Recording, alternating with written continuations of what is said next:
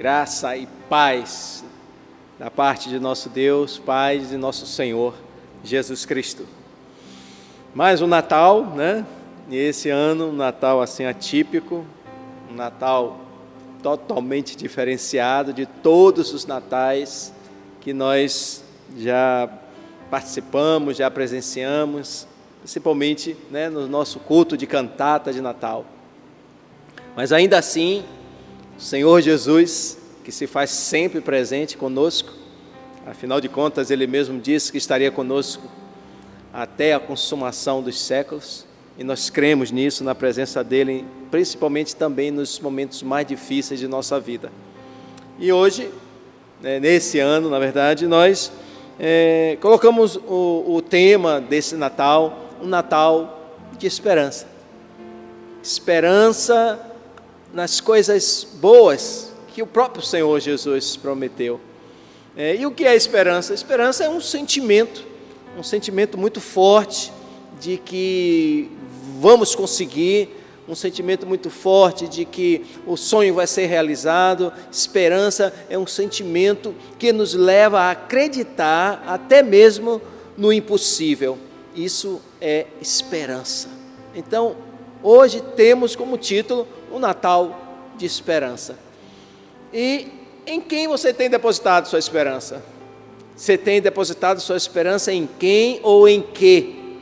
Nós, que conhecemos as Sagradas Escrituras, sempre depositamos e sempre depositaremos a nossa esperança em Jesus. E hoje que o mundo se prepara para comemorar o nascimento dele, essa pessoa ilustre, extraordinária, maravilhosa, né? Que está vivo, ressuscitou dos mortos e está em nosso meio, está em nossa vida, está em nosso coração, está em toda parte do universo, porque o Senhor Jesus, Ele é o próprio Deus na forma humana, e nós depositamos a nossa esperança nele, sempre nele, ainda que tudo pareça estar perdido, nossa esperança está nele. E por que nossa esperança está em Jesus? Nós descobrimos nas Sagradas Escrituras, nós descobrimos na Bíblia, a Palavra de Deus, coisas extraordinárias sobre Jesus. A Palavra de Deus, a Bíblia Sagrada, as Sagradas Escrituras trazem revelações assim, grandiosas dessa pessoa a qual nós depositamos nossa esperança, Jesus. Nós depositamos nossa esperança em Jesus porque as Sagradas Escrituras revelam-nos coisas extraordinárias. Eu quero apenas revelar algumas coisas para vocês, ou trazer ao conhecimento para vocês apenas algumas coisas, porque na verdade toda a Escritura fala de Jesus. Em todo tempo o foco é sempre Jesus, porque dele, por ele, para ele, Jesus, são todas as coisas. Então eu vou extrair apenas algumas dessas coisas. Falando de profecias, a nossa esperança, que é Jesus, ela foi profetizada há muitos anos atrás, e a parte da Bíblia que eu vou ler está escrita no livro do profeta Isaías. E Isaías profetizou essas coisas há mais ou menos 400 anos antes de Jesus nascer. Eu estou trazendo isso para abrir o entendimento um pouco mais das pessoas, que Jesus Cristo, Ele é muito mais além daquilo que nós imaginamos. Ele está muito, mas muito acima de todo conceito filosófico e até mesmo evangélico, cristão. Vejamos então agora a leitura do livro do profeta Isaías, está lá no Antigo Testamento. Isaías, no capítulo 9, nós vamos ler algumas profecias que o profeta Isaías profetizou. Eu estava lendo um pouco sobre esse profeta Isaías. O profeta Isaías era um homem de uma linhagem assim, familiar, assim, de grande conceito. Ele fazia parte de um nível social, na época, muito grande. E foi um homem assim muito usado pelo Espírito de Deus, trazendo revelações a respeito da pessoa de Jesus. Dentre todos os profetas, Isaías foi quem mais profetizou a respeito do Messias, do Senhor Jesus Cristo. Então, Isaías no capítulo 9, versículos 6 e 7, Isaías profetiza da seguinte forma, dizendo: porque um menino nos nasceu, um filho se nos deu, e o principado está sobre os seus ombros, e o seu nome será Maravilhoso Conselheiro, Deus Forte, Pai da Eternidade, Príncipe da Paz. Do crescimento deste principado e da paz não haverá fim, sobre o trono de Davi e no seu reino, para o firmar e o fortificar em juízo e em justiça, desde agora e para sempre. O zelo do Senhor dos Exércitos fará isso. Essa última frase eu acho extremamente importante de ressaltar. Ele diz: o zelo do Senhor dos Exércitos fará isso, ou seja, o Deus Todo-Poderoso, o Senhor dos Exércitos, o zelo, o capricho, o desejo, a forma que Ele fará, vai ser confirmada. Então, Isaías fala a respeito dessas coisas, mostrando que o Senhor Jesus Cristo, Ele haveria de nascer, como ele disse, o menino nos nasceu. Ele trata como se já houvesse nascido. Assim falava todos os profetas das coisas que haveriam de acontecer. Um filho se nos deu, o principado, ou seja, o domínio, o governo, está sobre os seus ombros. E o seu nome será, ou seja, o nome de Jesus é como que Maravilhoso Conselheiro, ou seja, ele trazia toda a sabedoria sobre a sua vida para aconselhar, instruir, mostrar as coisas que nós precisávamos aprender e tomar dele esse conselho para assim o seguir. O Maravilhoso Conselheiro, um Deus forte, um Deus poderoso, um Deus capaz de realizar coisas extraordinárias que fogem até da nossa concepção humana. Pai da eternidade, esse Deus, Ele é eterno, Ele traz em recompensa a todos nós que nos submetemos ao seu governo, a eternidade, a vida eterna, conforme Ele nos prometeu. E o príncipe da paz, Ele estabelecerá a paz. Não haverá mais angústia, não haverá mais guerra, não haverá mais nada que nos incomode. Ele estará estabelecendo a sua paz. Então, o profeta Isaías profetiza do nascimento deste menino, que é o próprio Senhor Jesus Cristo, e ele receberá no seu nome todos esses títulos, quando ele assim começar o seu grande ministério. Então, essa foi a profecia. Eu quero ler agora o cumprimento dessa profecia. Está em Lucas, né? Agora nós vamos lá para o Novo Testamento e vamos ver o cumprimento dessa profecia. O Evangelho de Lucas, capítulo 1, e é uma leitura assim extraordinária.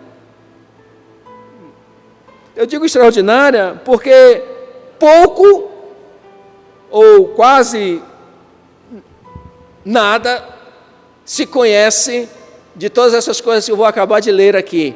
Todo mundo conhece Jesus, o nascimento de Jesus e tal, mas tem uns detalhes interessantes, que é exatamente o cumprimento dessa profecia. Está em Lucas, capítulo 1, versículo 26 em diante. Veja que coisa maravilhosa que aconteceu, né? Agora, na época de Maria, de José, e o apóstolo Lucas, ele relata agora no capítulo 1, versículo 26 em diante, diz assim: e no 6º mês, foi o anjo Gabriel, enviado por Deus, a uma cidade da Galileia, chamada Nazaré. Veja, o anjo Gabriel foi enviado por Deus a cidade da Galileia chamada Nazaré. Galileia era uma província, e havia ali naquela província uma cidade chamada Nazaré. E uma virgem desposada com um varão, cujo nome era José, da casa de Davi, e o nome da virgem era Maria. E entrando o anjo, onde ela estava, disse: Salve, agraciada, o Senhor é contigo, bendita és tu entre as mulheres. E vendo ela, ou seja, Maria vendo o anjo Gabriel, turbou-se muito com aquelas palavras e considerava que saudação seria esta, ou seja, por que ele está me chamando e me saudando dessa forma? Disse-lhe então o anjo Gabriel: Maria, não temas, porque achastes graça diante de Deus. E eis que em teu ventre conceberás e darás à luz um filho, e pôr-lhe-ás o nome de Jesus. Este será grande e será chamado Filho do Altíssimo, e o Senhor Deus lhe dará o trono de Davi, seu pai, e reinará eternamente na casa de Jacó, e o seu reino não terá fim. E disse Maria ao anjo: Como se fará isso, visto que não conheço o varão? E respondendo o anjo, disse-lhe: Descerá sobre ti o Espírito Santo, e a virtude do Altíssimo te cobrirá com a sua sombra, pelo que também o santo que de ti há de nascer será chamado Filho de Deus. E eis que também Isabel, tua prima, concebeu um filho em sua velhice, e é este o 6º mês para aquela que era chamada estéril. Ele está falando de João Batista. Porque para Deus nada é impossível. Disse então Maria: Eis aqui a serva do Senhor, cumpra-se em mim segundo a tua palavra. E o anjo ausentou-se dela. E naqueles dias, levantando Maria, foi apressada às montanhas, à cidade de Judá, e entrou em casa de Zacarias. Zacarias era o marido de Isabel, e saudou a Isabel. Isabel já estava grávida de João Batista. Então Maria saudou Isabel, cumprimentou Isabel. E aconteceu que ao ouvir Isabel a saudação de Maria, que elas eram primas, a criancinha que estava no ventre de Isabel saltou no seu ventre, e Isabel foi cheia do Espírito Santo. E exclamou com grande voz e disse: Bendita és tu entre as mulheres, é bendito o fruto do teu ventre. E de onde me provém isso a mim, que venha visitar-me a mãe do meu Senhor? Pois eis que ao chegar aos meus ouvidos a voz da tua saudação, a criancinha saltou de alegria no meu ventre. Bem-aventurada a que creu, pois hão de cumprir as coisas que da parte do Senhor lhe foram ditas. Disse então Maria: A minha alma engrandece ao Senhor, e o meu espírito se alegra em Deus, meu Salvador, porque atentou na humildade de sua serva. Pois eis que, desde agora, todas as gerações me chamarão bem-aventurada, porque me fez grandes coisas, o poderoso, e santo é o seu nome. E a sua misericórdia é de geração em geração sobre todos os que o temem. O que eu li aqui agora é o cumprimento da profecia que Isaías disse que eis que um menino nos nasceu, um filho se nos deu, e o governo está sobre o seu ombro. Então, 400 anos atrás, o profeta Isaías profetizou isso que aconteceu agora na vida de Maria e de José, 400 anos depois, aproximadamente. O anjo Gabriel veio ele mesmo próprio anunciar o nascimento de Jesus através de Maria, que foi aquela mulher escolhida por Deus para trazer no seu ventre a pessoa de Jesus. Mas o que eu quero chamar mais a atenção é sobre a pessoa de Jesus. Como eu disse, é muito mais, é além daquilo que nós temos um conceito de quem é Jesus. O versículo 32 diz assim: este será grande, este quem? Jesus, será grande e será chamado Filho do Altíssimo, E o Senhor Deus lhe dará o trono de Davi, seu pai, porque Jesus é da descendência de Davi, e Davi foi o maior de todos os reis que existiu na época, que até hoje a nação de Israel tem a Davi como um grande homem, um grande rei que existiu. Então, Jesus era descendente exatamente de Davi. Versículo 33, e reinará, ou seja, Jesus reinará eternamente na casa de Jacó, e o seu reino não terá fim. Você pode compreender isso? Jesus, que nasceu nesse dia, ou que hoje estão se comemorando, uma data simbólica, diga-se de passagem, nós estamos comemorando o nascimento de Jesus Cristo, que ele, como diz aqui, será chamado Filho do Altíssimo, e o seu reino, ele reinará eternamente, e o seu reino não terá fim. Nós compreendemos que Jesus, ele deixou de ser um menino numa simples manjedoura. Ele nasceu, ele não só nasceu, ele cresceu, ele se tornou um homem, ele criou adeptos, ele atraiu pessoas, ele fez maravilhas, sinais grandiosos, e morreu numa cruz por nós. Mas aqui não se termina. O reino dele é eterno, porque ele existe, ele está vivo. Por isso que ele é a nossa esperança. E nós que compreendemos estas coisas, ficamos assim, preocupados com todas as adversidades que estamos passando, e que ainda venhamos a passar, mas a nossa esperança continua nele, Jesus. Porque ele veio ao mundo exatamente para isso, para trazer à humanidade esperança, mas não a simples esperança terrena, material. Ele está além disso aí.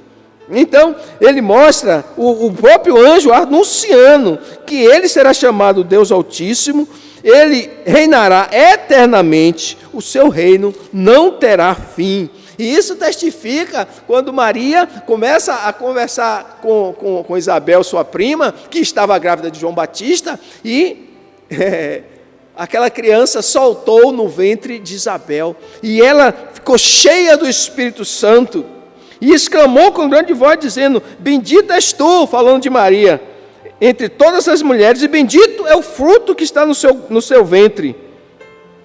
O versículo 44 diz assim: pois eis que ao chegar aos meus ouvidos a voz da tua saudação, a criança saltou de alegria no meu ventre. Outro sinal maravilhoso sobre a respeito de Jesus. Bem-aventurada que creu, pois hão de se cumprir as coisas que da parte do Senhor lhe foram ditas. E se cumpriu mesmo, né? Como o final da profecia, o zelo do Senhor fará isso. E aqui agora se cumpre a profecia sobre o nascimento de Jesus Cristo. Mas quem é Jesus Cristo e o que realmente ele veio fazer? Voltando lá para Isaías de novo, uma outra profecia de Isaías, que ele diz assim: o povo que estava em trevas viu uma grande luz, e sobre os que habitavam na região da sombra da morte resplandeceu a luz. Isaías profetizando. Agora nós vamos voltar lá agora no livro de Mateus, capítulo 4, versículo 16, o cumprimento dessa profecia. Veja que a Bíblia é maravilhosa sobre todos esses aspectos, concordando profecia com realização dessa profecia. Mateus capítulo 4, já na época de Jesus, diz assim, Jesus, deixando, capítulo 4, versículo 13, diz assim: e Jesus, deixando Nazaré, foi habitar em Cafarnaum, cidade marítima, nos confins de Zebulon e Naftali, para que se cumprisse, olha aí, o que foi dito pelo profeta Isaías, que diz: a terra de Zebulon e a terra de Naftali, junto ao caminho do mar, além do Jordão, a Galiléia das nações, o povo que estava assentado em trevas viu uma grande luz, e o que estava sentado na região de sombra da morte, a luz raiou. Ou seja, o apóstolo Mateus, citando a profecia de Isaías, quando ele diz: o povo que estava sentado em trevas viu uma grande luz, e o que estava sentado na região da sombra da morte, a luz raiou. Contextualizando essa profecia de Isaías, a terra da Galileia, dentre todas as províncias da nação de Israel, ela era a que existia pessoas mais assim, em trevas, pessoas mais ímpias, pessoas mais depravadas, estavam lá na Galileia. Por que isso? Quando Israel foi dominado pela Síria, se não me engano, né, o povo da Síria tirou muitos israelitas da terra da Galileia e colocou lá outros tipos de pessoas que não tinham conhecimento de Deus, da soberania de Deus, das leis mosaicas, dos costumes judeus. Eles não tinham conhecimento nenhum, e proliferou ali, naquela província da Galileia, muitas coisas ruins, malignas, coisas terríveis, coisas abomináveis. Tanto assim que Jesus, ele viveu lá na Galileia.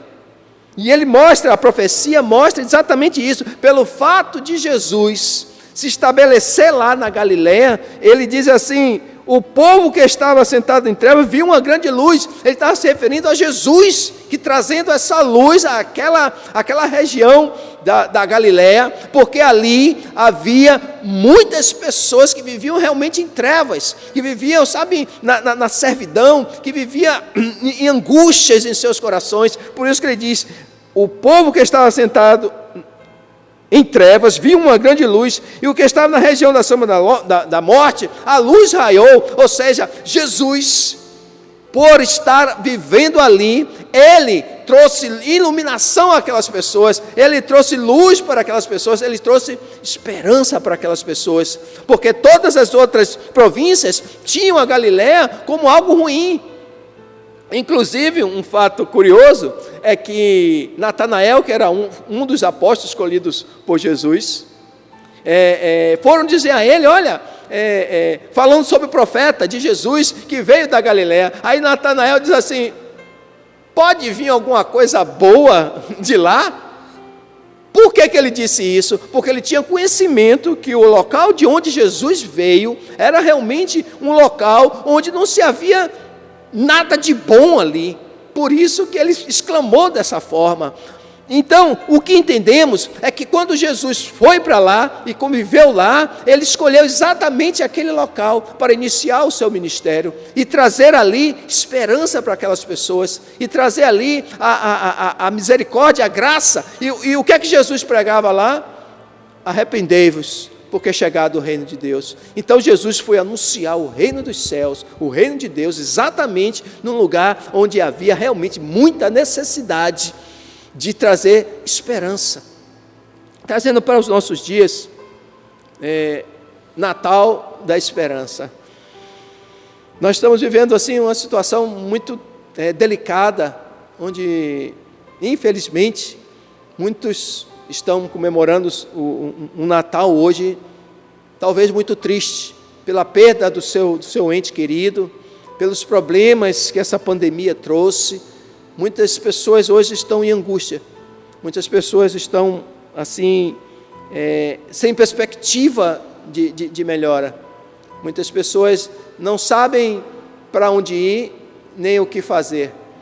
E por isso, nós entendemos que a mensagem desse ano de Natal é um Natal de esperança, para que você não perca a esperança, não se deixe ser dominado pela profunda tristeza em seu coração, diante da situação que estamos vivendo. É uma situação ruim, é uma situação delicada, é uma situação difícil, é uma situação que não nos deixa enxergar um pouco mais além uma melhora. Eu sei, é assim mesmo.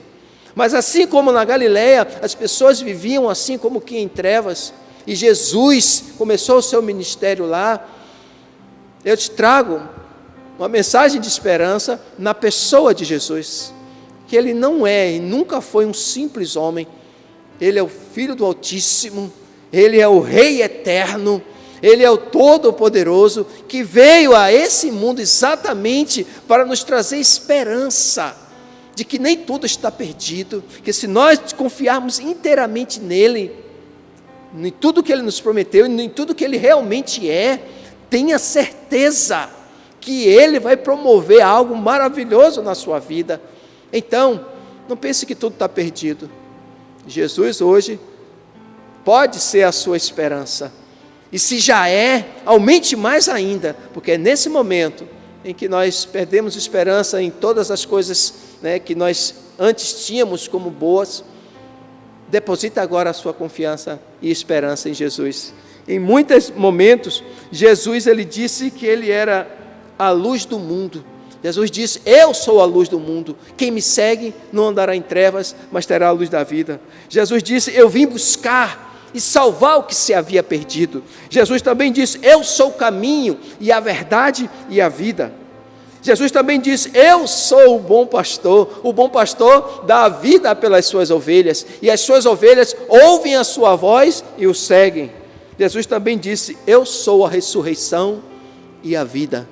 Então, dentre muitas coisas que Jesus revelou, o que Ele veio fazer aqui, eu vos trago essas. Cada uma delas é e sempre será palavras de esperança que nós devemos depositar única e exclusivamente nele, Jesus, essa pessoa que hoje o mundo inteiro está comemorando o seu nascimento.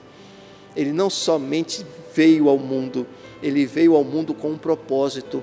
Ele veio ao mundo enviado pelo nosso Pai Celestial. Ele veio ao mundo para trazer esperança a todos nós que estamos assim, sem saber para onde ir nem o que fazer. Que Ele possa ser a sua esperança e Ele vai iluminar o seu caminho. Ele vai te fazer enxergar além dessas circunstâncias difíceis que estamos passando, porque Ele é o Pai da eternidade. Ele é o príncipe da paz, é o nosso Rei eterno, que vai confirmar aquilo que Ele veio fazer, nos trazer salvação. Que essa salvação possa alcançar o seu coração e a sua vida, e sua casa, e sua família. E a minha oração agora é que o Espírito Santo de Deus possa confirmar toda essa palavra dEle em seu coração, para renovar a sua esperança, e não mais nas coisas materiais e visíveis, mas a sua esperança no Senhor Jesus e em todas as suas promessas para algo maior e eterno, porque o reino dele é eterno e Ele quer que eu e você também façamos parte desse reino eterno, que é o reino de Deus, e que o Senhor Jesus confirme isso em seu coração e você possa ser participante desse reino eterno e confirme em sua vida a salvação em Cristo Jesus, que Ele morreu por você e por mim. Essa é a boa nova. Ele voltará, porque Ele também disse: eu virei outra vez e vos levarei para mim mesmo, para que onde estiver, estejais vós também. Que Deus assim abençoe, em nome de Jesus. Glória a Deus.